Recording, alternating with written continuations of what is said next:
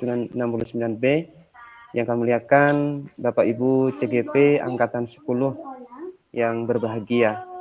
Pertama, marilah kita untuk yang kesekian kalinya memperbanyak syukur kepada Allah SWT karena sampai saat ini kita masih diberikan kesehatan oleh Allah serta kesempatan sehingga kita masih bisa bertatap muka walaupun dalam forum melalui ruang diskusi ini secara Zoom meeting. Semoga kegiatan ini bisa membawa manfaat dan berkah kepada kita semua. Salam salam dan semoga tetap tercurah limpahan kepada baginda Rasul Muhammad SAW. Semoga senantiasa kita mendapatkan syafaat beliau dalam kiamah. Amin ya rabbal alamin. Bapak Ibu yang kami muliakan, mohon izin kami dari kelompok 3 akan mempresentasikan hasil tugas kami yaitu pada modul 3.1 tentang pengambilan keputusan berbasis nilai-nilai kebajikan sebagai pemimpin tentang D5 etika seperti itu. Yang nantinya dari kami dari kelompok 3 yang pertama saya sendiri Ahmad Zainal SPD yang insya Allah akan memandu kegiatan ini selaku moderator sekaligus juga yang kedua ada Ibu Handria, beliau juga sebagai pemateri dalam kegiatan ini. Juga ada Ibu Fitriana Ningsih yang juga akan mempresentasikan dan juga nantinya juga akan dipresentasikan juga oleh Bapak Zainal. Baik Bapak Ibu sekalian, marilah kami akan memulai kegiatan ini dan kepada yang tugas untuk mempresentasikan kami persilahkan. Baik, Assalamualaikum warahmatullahi wabarakatuh. Terima kasih Pak Zainori. Selamat siang teman-teman semuanya. Kami dari kelompok 3 memiliki kasus di mana kasusnya adalah tentang pengkategoran nilai. Kita lebih mengenalnya itu ya Bapak Ibu. Jadi di sini kebetulan ini adalah kasus yang saya alami gitu. Jadi setelah berlaku sistem zonasi, ini kan setiap daerah pasti kayak gini ya Bu, udah menggunakan sistem zonasi. Kemudian banyak murid yang tidak dapat masuk ke sekolah atau SMP yang diinginkan gitu. Jika menggunakan jalur prestasi, nilai rapot harus baik dan di atas nilai KKM. Kemudian untuk rapat akhir semester ini, kepala sekolah saya itu meminta guru kelas tinggi, yaitu guru kelas 4, 5, dan 6, untuk memberikan nilai tambah kepada murid, yang lebih kita kenal dengan pangkat nilai. Ya, Bu. Terus, supaya nilai tersebut dapat membantu anak masuk di SMP melalui jalur prestasi. Padahal faktanya masih banyak murid yang nilainya ini belum mencapai KKM. Nah, adapun analisis kasus yang akan kita bahas, yang pertama adalah paradigma dilema etika, kemudian ada prinsip dilema etika, dan juga 9 langkah pengambilan dan pengujian keputusan. Di paradigma dilema etika, ini ada rasa keadilan lawan rasa kasihan gitu. Jadi dilema etika ini ketika di akhir tahun, kepala sekolah yang seperti saya ceritakan tadi itu, kepala sekolah meminta guru kelas 1, 4, 5, dan 6 untuk memberikan nilai tambah supaya nilai anak berada di atas KKM, sehingga nilai rapot siswa dapat digunakan untuk bekal masuk SMP gitu. Masuk SMP yang menggunakan jalur prestasi. Tapi kalau itu zonasinya yang prestasi itu agak sulit gitu ya Bapak Ibu. Makanya di sekolah kami itu menggunakan jalur kepala sekolah itu menginstruksikan untuk ada pengkategoran nilai gitu. Nah, di situ faktanya masih banyak anak yang nilainya di bawah KKM. Kemudian prinsip dilema etika. Nah, di sini kita mengambil yang berpikir berdasarkan rasa peduli atau care-based thinking. Nah, di mana prinsip berpikir berbasis rasa peduli dipilih karena tujuannya untuk memberikan kesempatan kepada siswa agar dapat tetap melanjutkan sekolah yang diinginkan gitu. Nah, selanjutnya ini ada 9 langkah pengambilan dan pengujian keputusan. Nah, ini dilanjutkan oleh Bu Fitri ya. Iya, Bu. Bu Fitri apa Pak Sinal nih? Saya aja Bu, enggak apa-apa. Lanjutkan Bu, makasih. Baik, terima kasih atas waktunya. Saya akan melanjutkan presentasi dari kelompok kami, yaitu tentang 9 langkah pengambilan dan pengujian keputusan. Untuk yang pertama yaitu mengenali nilai-nilai yang saling bertentangan.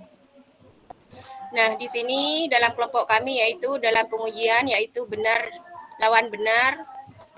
Paradigma yang sesuai dengan situasi tersebut adalah rasa keadilan, lawan rasa kasihan atau just vs mercy. Nah, nilainya yang bertentangan adalah nilai keadilan lawan rasa kasihan. Guru merasa kasihan kepada anak jika tidak mendapatkan sekolah yang diinginkan atau sekolah yang favorit gitu, sesuai dengan keinginannya. Next, Bu Andrea. Terus yang kedua yaitu menentukan siapa yang terlibat dalam situasi ini. Yang terlibat yaitu ada kepala sekolah, juga ada guru, murid, dan juga orang tua murid. Next. Kumpulan fakta-fakta yang relevan dalam situasi ini yaitu ada beberapa murid memiliki nilai raport kurang dari KKM. Terus kepala sekolah menginstruksikan agar guru memberikan nilai tambahan agar murid dapat masuk ke SMP yang diinginkan, yaitu melalui jalur prestasi.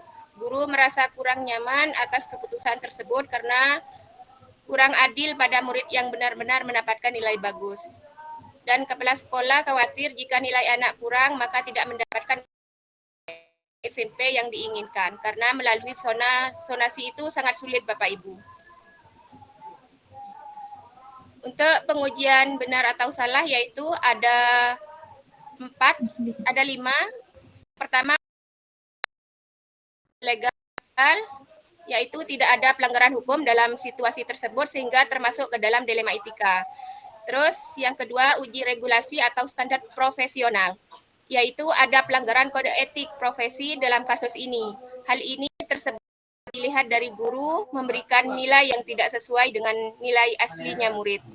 Terus yang ketiga, uji institusi, yang mana dalam hal ini ada yang salah dalam situasi ini karena penambahan nilai diberi kepada semua murid tanpa proses melakukan penilaian yang adil. Nah, maksudnya di sini pada kasus kelompok kami, semua nilai ini ada murid yang pintar, ada yang rendah, ada yang sedang. Nah, semuanya ini dikatrol agar bisa memasuki SMP yang diinginkan. Terus melalui uji publikasi, di sini yang saya rasakan bila keputusan saya dipublikasikan di media atau elektronik atau media yang lain nanti akan menjadi viral, dan di media sosial adalah saya akan malu, sedih, banyak, dan saya tidak nyaman. Dan seharusnya saya memperbaiki proses kegiatan pembelajaran dan juga melakukan penilaian kembali serta memberikan motivasi ekstrinsik kepada murid agar nantinya lebih giat lagi dalam belajar. Terus yang terakhir yaitu uji panutan atau idola. Nah, di sini kelompok kami memutuskan yaitu keputusan yang akan diambil oleh panutan idola saya dalam situasi ini adalah keputusan yang berdasarkan kebenaran atau aturan. Next, Budia. Pengujian paradigma yaitu benar lawan benar. Dalam hal ini yaitu kelompok kami dalam pengujian benar lawan benar, paradigma yang sesuai dengan situasi atau kasus ini yaitu rasa keadilan lawan rasa kasihan. Next, Budia. Dan yang keenam yaitu melakukan prinsip resolusi. Dari 3 prinsip yang menyelesaikan dilema, prinsip yang digunakan adalah berpikir berbasis rasa peduli. Hal tersebut dilakukan karena memberikan kesempatan kepada murid untuk dapat masuk ke jenjang yang diinginkannya, ke SMP yang diinginkannya. Next, ya. Pak Sinal ya? Ya. Baik, selanjutnya Pak Sinal. Kan? Baik. Investigasi opsi trilema. Murid yang nilai raportnya di kan tidak diberikan begitu saja oleh guru. Namun ada perlakuan khusus berupa pemberian tugas tambahan yang harus dikerjakan oleh murid. Buat keputusan di sini keputusan yang diambil adalah memberi himbauan melaksanakan pembelajaran menggunakan media pembelajaran interaktif agar murid dapat menyerap pembelajaran dengan mudah dan menyenangkan. Jika ada nilai murid yang rendah, maka dilakukan remedial agar mencapai KKM yang diharapkan, serta dapat membuat proyek atau penugasan sebagai tambahan nilai murid. Penilaian diambil dari seluruh aspek kompetensi, yaitu spiritual, sosial, pengetahuan, dan keterampilan.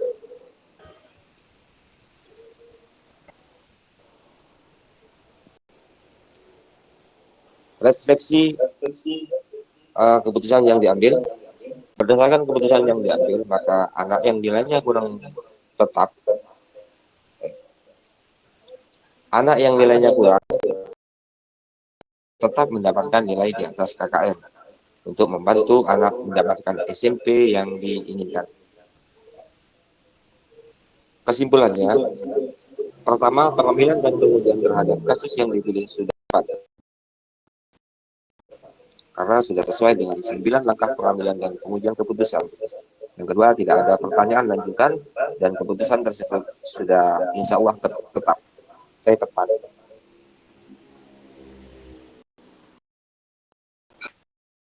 Hal menarik dan tak terlihat.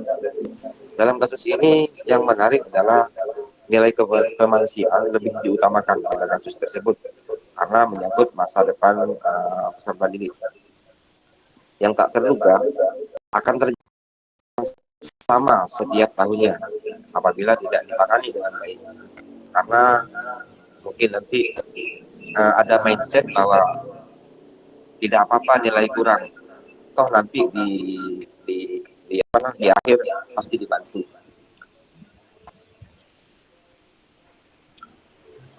Untuk kasus ini sudah mengandung unsur dilematika. Kemudian salah satu paradigma dari 4 paradigma dilema etika. Kemudian ada juga 3 prinsip dilema etika. Seterusnya memuat 9 langkah pengujian untuk menguji ketepatan pengambilan keputusan. Kemudian memuat hal-hal menarik atau tak terduga yang ditemui dalam menganalisis studi kasus pilihan. Hasil penugasan masing-masing anggota telah diserahkan sebelum tenggat waktu. Setiap anggota telah menyepakati paradigma, prinsip, dan hasil pengujian yang telah disepakati bersama dan siap mempresentasikan ke forum. Hasil penelitian terakhir telah dilakukan masing-masing anggota. Terima kasih. Saya kembalikan ke Bapak Zainuri. Baik. Terima kasih kepada rekan kami, kelompok 3, Ibu Handria, Ibu Fitriana Ningsih, dan juga Bapak Zainal, yang telah memaparkan secara langsung dan menjelaskan secara langsung tentang kasus yang kami angkat di sini pada modul 331 tentang dilema etika. Bapak Ibu yang kami hormati dan kami muliakan, perlu kami sampaikan bahwa seperti yang sudah kami dijelaskan oleh teman kami, bahwasanya di sini setelah berlakunya sundanasi, banyak murid yang tidak dapat masuk ke sekolah SMP, sekolah favorit yang diinginkan. Sehingga ada jalur yaitu menggunakan jalur prestasi. Namun banyak siswa yang nilainya masih di bawah KKM. Sehingga para guru dan melibatkan kepala sekolah mengadakan rapat pada akhir semester agar supaya bisa mencapai KKM dan bisa diterima di sekolah yang diinginkan. Nah, itu yang permasalahan yang kami hadapi saat ini. Untuk itu, selanjutnya kami buka sesi, mungkin ada dari kelompok lain yang ingin menanggapi. Yang pertama harus menanggapi dulu ya. Ini bukan bertanya, namun menanggapi. Baik, Kami persilahkan kepada Bapak Abdurrahim, beliau sudah raise hand, ya, kepada beliau kami persilahkan. Silakan Bapak. Iya, terima kasih. Raise hand-nya pakai bahasa huruf ya, raise hand. In English, Pak. Oke, buka di ya nomor 1, Bu.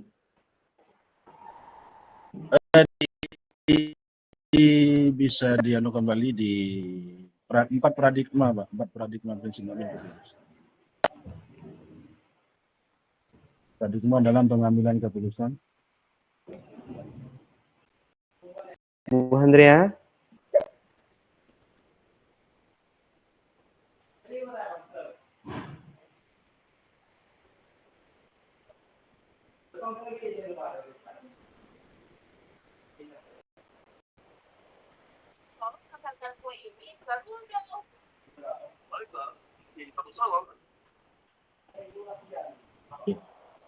Ya. Paradigma dalam etika di akhir tahun yang dibahas untuk memberikan nilai tambah sehingga dapat persentase prestasi padahal faktanya masih banyak anak yang masih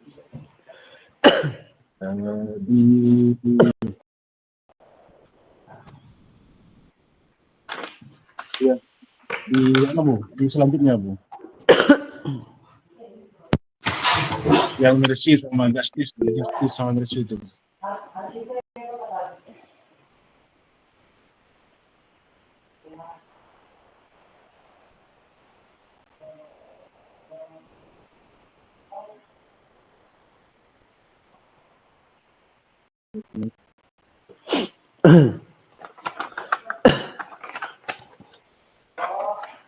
Di sana Bu, ya lah di sini. Nilai-nilai yang saling bertentangan dalam pengajuan benar lawan benar barunya. Di sini juga kalau bisa dimasukkan dengan short term dan long time. Di sini kan jangka pendek dan jangka panjangnya juga akan menurut saya akan terakibat. Jangka pendeknya ya, artinya bisa meloloskan anak tersebut ke SMP yang dengan jalur prestasi. Dengan long time-nya kita ke depan lembaga akan jadi masalah itu nanti. Artinya gini, kalau tidak dimasukkan dalam long time-nya, karena nanti kalau didengar desas-desus cek dan dicek dan semacamnya, di sini ada manipulasi nilai dan semacamnya, lembaga akan tidak dipercaya nantinya juga seperti itu mungkin seperti itu, Pak. Untuk lanjutnya silakan mungkin ada tanggapan dari teman-teman yang menurut saya lain. Silakan. Baik, terima kasih Pak Rahim. Barusan Pak Rahim sempat menyinggung atau sempat memberikan saran bukan pada dilema etika yang sudah kami angkat barusan. Mungkin seharusnya juga di-input seperti long time dan short time-nya ya, jangka pendek dan jangka panjangnya seperti itu. Kepada rekan kami mungkin ada yang bisa langsung menanggapi. Ya, kemarin memang kita diskusi ada seperti itu ya. Ya, Pak Sinal juga sudah memberikan seperti itu. Terima kasih Pak Sinal. Tapi kami tidak tahu ini yang benar atau salah, kurang tepat gitu ya, bukan salah tapi benar atau kurang tepatnya itu nanti kita bicarakan bersama Ibu Vivit. Tapi di situ kita sudah memberi penjelasan pada hal menarik dan tidak terduga. Nah, hal menarik dan tidak terduga di situ maksudnya juga sama, di mana long time dan short time-nya juga menjelaskan itu. Jadi ketika hal yang tidak terduga adalah sekolah atau itu tadi apa namanya? Jadi ada kesan seolah-olah meskipun nilainya jelek, mereka tetap tenang asalkan nanti itu kan pasti ada pengkateran nilai seperti itu. Ya mungkin itu aja Pak. Ya, bagaimana Pak Rahim? Iya Pak. Ya, baik, terima kasih Pak Rahim.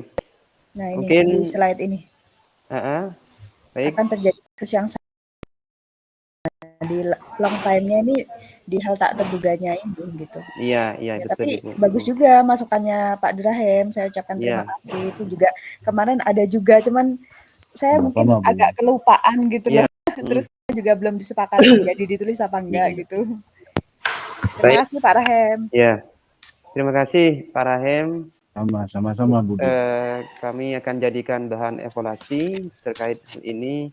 Insya Allah nanti bisa kami jadikan referensi, bisa ditambahkan seperti itu. Mengingat terkait dengan masalah ini, bagaimana kita memikirkan juga Pak, jangka panjang dan jangka pendeknya seperti itu. Terima kasih Pak Rahim. Mungkin ada dari kelompok lain yang ingin menanggapi, kami persilahkan.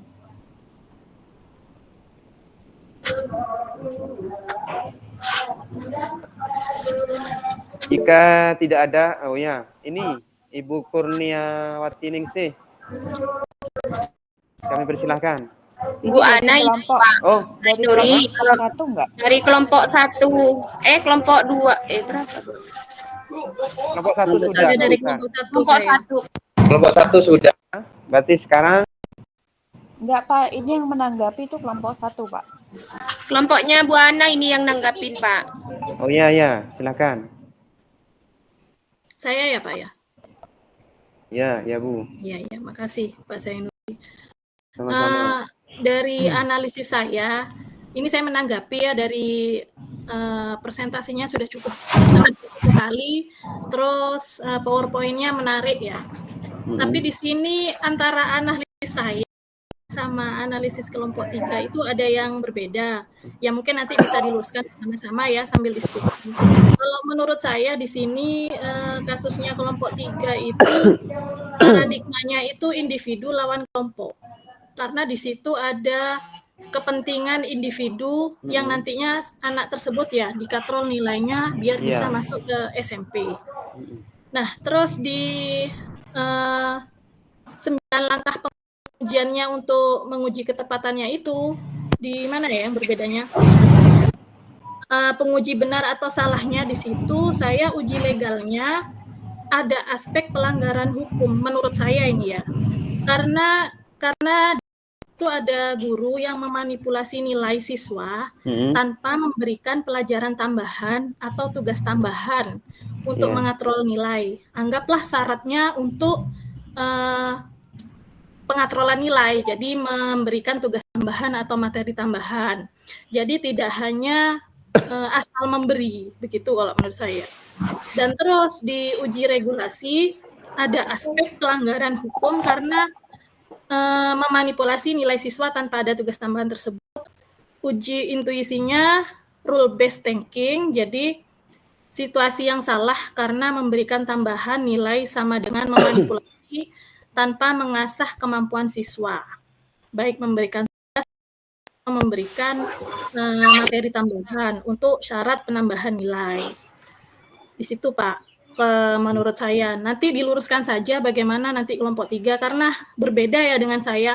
Di situ karena ada kode etik guru.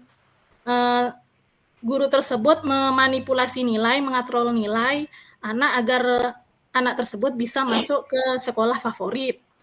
Nah, nanti misalnya anak tersebut itu tidak sesuai dengan kemampuannya, bagaimana gitu. Baik, terima kasih.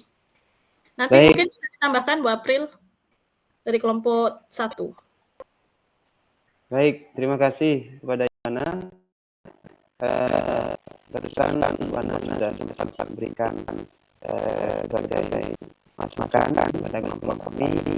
Memang di sini seperti yang kita lihat apa yang disampaikan Bu Ana, mungkin apakah tidak akan bermanfaat sebetulnya ketika sekarang guru itu langsung mengatur nilai tanpa memberikan tugas-tugas tambahan, karena nanti memang ada efek seperti itu. Ya, inilah letak dilemanya kami seperti itu. Mungkin dari teman kami akan menyumbang saran, menanggapi, silakan. Baik, terima kasih. Kenapa langsung aja ya Bu ya ini uji legal itu saya menulisnya tidak ada pelanggaran hukum dalam situasi tersebut sehingga termasuk ke dalam dilema etika yang A ya uji legal. Karena saya melihat ada kasus yang sempat viral akhir-akhir ini di SMA Depok nggak salah. Mungkin bisa dicari di TikTok, Instagram atau berita-berita lain ya. Itu gurunya itu kan sampai viral, itu juga tentang pengkateran nilai. Tapi di situ tidak ada hukuman gitu loh, tidak dihukum gurunya itu. Mereka hanya ini aja, hanya meminta maaf gitu loh. Jadi hanya ucapan minta maaf saja gitu. Kenapa saya mengambil itu karena saya juga lihat di situ gitu. Terus kemudian untuk yang tambahan nilai di situ saya juga tadi dijelaskan mana tadi ya? Karena saya kan tahun kemarin memang pakai KIKD. Nah ini buat keputusan. Nah ini keputusan yang saya ambil adalah memberi himbauan melaksanakan pembelajaran menggunakan media. Jadi saya refleksi diri kepada saya sendiri. Kenapa kok nilainya kurang? Berarti mungkin ada yang salah nih pada media pembelajaran saya gitu. Nah terus saya juga melakukan remedial begini. Tapi itu kan kasusnya karena instruksi dari kepala sekolah. Seandainya saya yang punya ide itu, ya saya nggak akan melakukan itu gitu loh. Yang pasti saya akan melakukan ini, KKM yang rendah saya melakukan remedial, kemudian penugasan proyek atau portofolio lainnya lah gitu. Terus nilainya juga diambil dari seluruh aspek KI 1 sampai KI 4 gitu. Karena saya kemarin kan K13 ya, kalau tahun ini baru kurmer gitu. Itu yang saya jadi acuan gitu. Kalau tentang kasusnya ya karena itu, karena memang kasusnya tuh perintah dari atasan gitu. Mau nggak mau yang ikut gitu.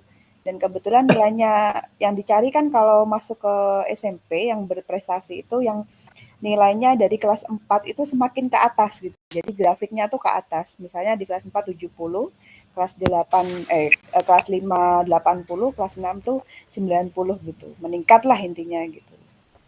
Bukan berarti misalnya memang anak itu nggak bisa nilainya 70 terus 90 enggak. Intinya ada peningkatan gitu lah Bu. Seperti itu. Mungkin ini dari kelompok kami. Ya, bagaimana? Kami kembalikan kepada Ibu Ana. Iya. Jadi selain maksudnya budaya, saya nangkepnya gini. Jadi kita selain nilai dari tugas budaya bisa lihat dari nilai yang lain, dari karakter atau perilaku sikap siswa yang di kelas itu ya Bu ya? Bisa. Tidak hanya dari akademik saja Ibu. Bisa dari lingkungan akademiknya seperti itu. Ya. Intinya keputusannya yang saya ambil itu gitu. Ya. Ya, sama-sama Ibu. Nah, sekarang oh ini Pak Sinar mau ngasih tambahan ini Pak. Mungkin mau ngasih tambahan. Silakan Pak Sinar. Ini belum jelas tadi, belum dibahas kayaknya. Mengenai menurut kelompok 3 kan ini rasa peduli melawan rasa apa Bu? Rasa keadilan lawan rasa kasihan. Sedangkan kelompoknya Bu Ana itu individu lawan kelompok.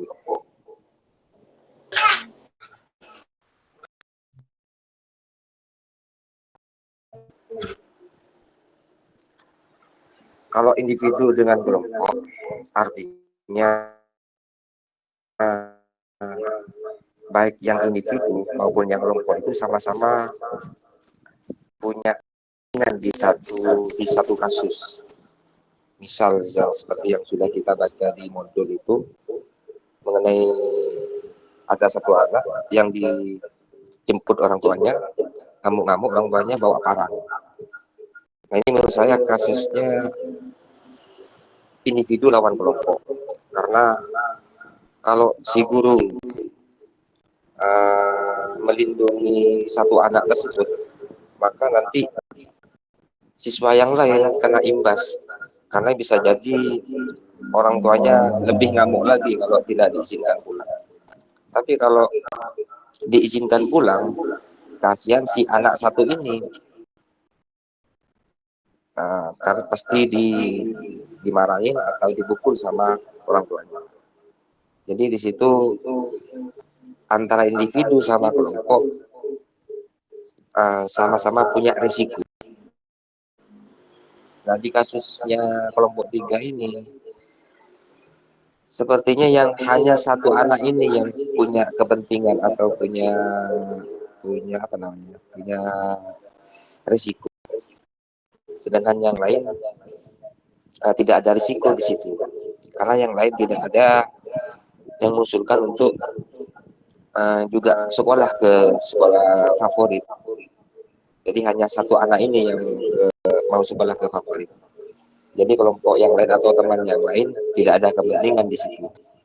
Makanya menurut saya ini bukan tentang individu lawan kelompok, tapi tentang keadilan melawan kasihan. Tapi nanti bisa diluruskan sama Ibu Fasil dan teman-teman yang lain. Terima kasih. Ya, mungkin Bu Ana bisa menjelaskan dalam sisi mana yang kenapa kok bisa apa tadi kelompok dengan individu dengan kelompok gitu ya. Itu mungkin Bu Ana bisa menjelaskan dalam sisi apa, melihat dari sebelah mana gitu mungkin Bu. Iya, saya itu melihatnya gini, individu itu karena kepala sekolah ingin siswa kelas 6 itu kalau bisa masuk ke SMP favorit, bukan hanya 1 orang atau 2 orang. Kalau bisa dari sekolah tersebut banyak yang masuk di sekolah favorit tersebut gitu. Jadi menurut saya individu lawan kelompok. Oh iya. Jadi kasusnya gini Bu sebenarnya. Kenapa saya tadi juga melibatkan orang tua juga? Karena di situ jadi sekolah saya itu bukan di kota, bukan favorit. Di situ saya tidak menyebutkan favorit ya Bapak Ibu, tapi sekolah yang diinginkan gitu. Nah, diinginkan itu apa? Karena daerah saya itu daerah anak-anak yang langsung ke pondok gitu. Nah, sedangkan di pondok itu ada yang namanya beasiswa juga gitu. Nah, dan beasiswa itu mensyaratkan kalau nilainya dari 4 ke 6 itu semakin meningkat gitu. Jadi orang tua pun kami rapat juga dengan orang tua, kami memberitahu juga gitu. Jadi nilainya memang ini apa kita buat meningkat seperti itu. Bukan berarti anak ini bodoh, tetapi memang ada peningkatan nilai karena memang ada orang tua juga yang meminta kepada sekolah kami gitu, Bu. Boleh saya menambahkan, Bu Andrea? Oh, boleh ya, silakan Bu Fitri. Terima kasih atas waktunya mengenai pertanyaannya Bu Ana tadi atau tanggapannya Bu Ana. Tadi yang 4 paradigma Bu Ana juga memilih antara individu lawan kelompok. Nah, di sini bukan dalam kasus kami ini bukan individu ya Bu Ana, ini semua siswa. Karena apa?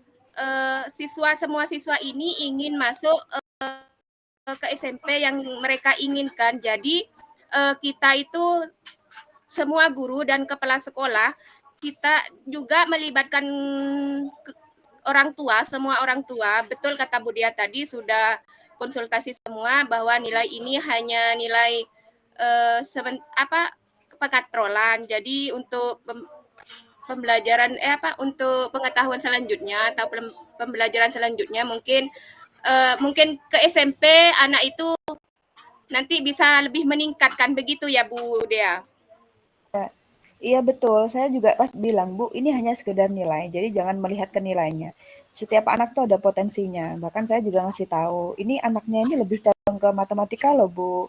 Anaknya senang berhitung gitu. Salah satunya nih ada yang pintar melukis gitu. Satunya lagi ini loh, Bu, lebih ke tari. Jadi tolong jangan melihat nilai yang ada di rapot saya gitu. Ya memang boleh melihat, cuman jangan terlalu ini kok bisa begini ya, ini kok bisa bukan begitu. Jadi saya lebih ke menonjolkan pengembangan anak, prestasi anak itu bakatnya di mana gitu.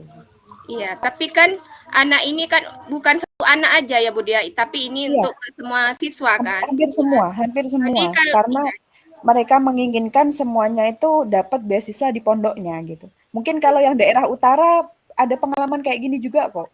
Mereka jadi di pondoknya itu tuh dapat gratis gratis makan kayak gitu. Mungkin yang sekolah-sekolah swasta bisa kasih tahu gitu, mungkin gimana gitu. Ya. Iya, menurut saya Bu Ana ini kalau 4 paradigma di kelompok kami itu enggak masuk individu lawan kelompok. Soalnya ini semua siswa dan sudah kita semua disepakati oleh semua warga masyarakat.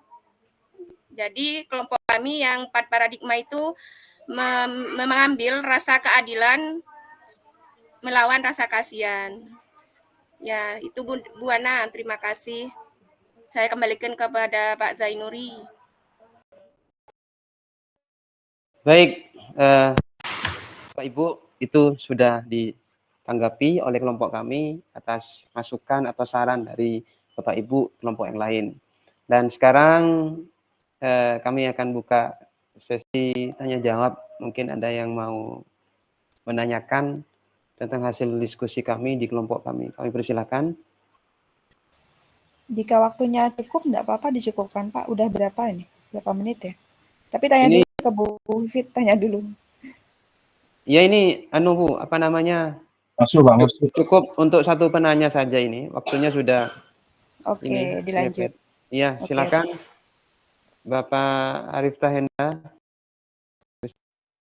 Silakan. Ya, terima kasih Pak Jokowi untuk kesempatannya. Jadi begini Bapak Ibu, untuk saran aja untuk yang opsi 5 itu terkait pengatrolan nilai, biasanya saya itu untuk yang mengatur nilai, jika anak itu pengen melanjutkan dapat beasiswa agar nilainya naik, kalau saya itu menggunakan prinsip tip nilai. Jadi nilai misalkan dari kelas 4, 5 sampai 6, kelas 4 itu misalkan si Andi itu dapat nilai 86. Jadi ketika di kelas 4, Andi itu tidak serta-merta langsung dikasih nilai 86, tapi kita keep dulu. Agar apa? Agar kita nanti punya simpanan. Kalau saya seperti itu. Jadi di kelas 4, Andi itu saya kasih nilai 80. Tapi dengan ngasih penjelasan ke Andi, kalau sebenarnya nilai kamu itu sekian. Tapi Bapak tahan dulu agar nilai kamu di semester berikutnya atau di kelas selanjutnya itu bisa naik. Nah, kalaupun nanti di kelas 5 itu pun dari 85 turun, itu kita masih punya cadangan. Dan memang nilai itu haknya si anak itu yang memang belum dikasih, seperti itu. Jadi dari kelas rendah sampai ke yang tinggi itu bisa teratasi seperti itu untuk opsi dilemanya. Itu kalau yang saya lakukan. Jadi nilai itu kalau anak itu tinggi, kalau saya kan di SMA ya Bu, kalau mau ke perguruan tinggi itu saya keep dulu. Misalkan anak ini bagus semester ini, tapi kan yang namanya anak-anak kan fluktuatif itu. Kadang semangat, kadang enggak, kadang turun, kadang naik. Nah itu saya simpan. Misalkan dari 78, 80. Terus agar tetap naik, itu nilai yang sekiranya tinggi itu saya simpan, tapi saya berikan ke anak itu rendah. Ya paham, Pak. Berarti itu kan Bapak pengambilan keputusannya itu ya, gitu kan. Tapi dalam kasus ini kan kepala sekolah yang meminta seperti itu, dan tapi di ujungnya di pengambilan keputusannya kelompok kami kan mengambil keputusan yaitu melakukan remedial, kemudian penambahan nilai tadi itu dari yang KI 1 sampai KI 4 itu. Nah, untuk lain kasus lagi dengan Pak Rifta gitu loh. Jadi dalam kasus kami seperti itu, dan pengambilannya keputusan kami pun berbeda gitu kan. Nah, itu juga bagus Pak, saya juga setuju seperti itu. Mungkin kedepannya saya juga akan melakukan seperti itu gitu. Terima kasih Pak Rifta. Iya. Ya, sama-sama Bu Dia. Pak Rifta, bisa diterima Pak ya? Baik. Ya Pak.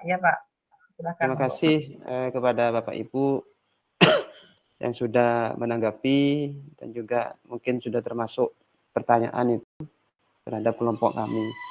Baik, Bapak Ibu, kami akhiri forum diskusi untuk kelompok kami ini di kelompok 3. Terima kasih, saya ucapkan terima kasih kepada teman-teman yang sudah memberikan masukan, sekaligus mungkin sebagai pertanyaan, sehingga nanti kami akan evaluasi seperti itu untuk bisa membenahi terhadap apa yang menjadi kekurangan-kekurangan di kelompok kami.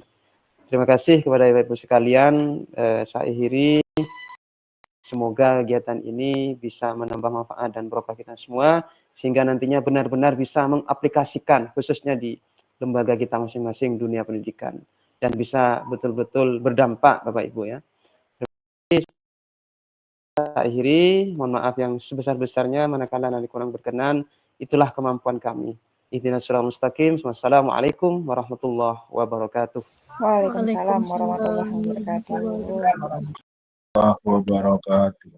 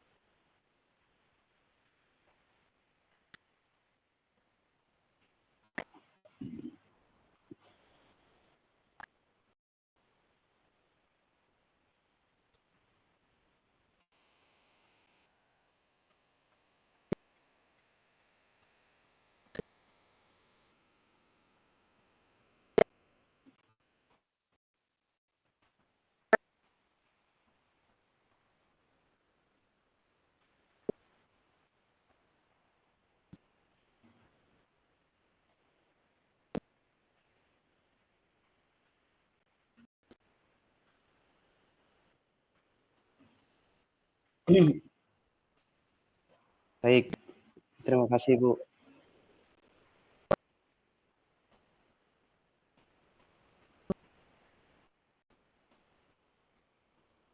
Iya.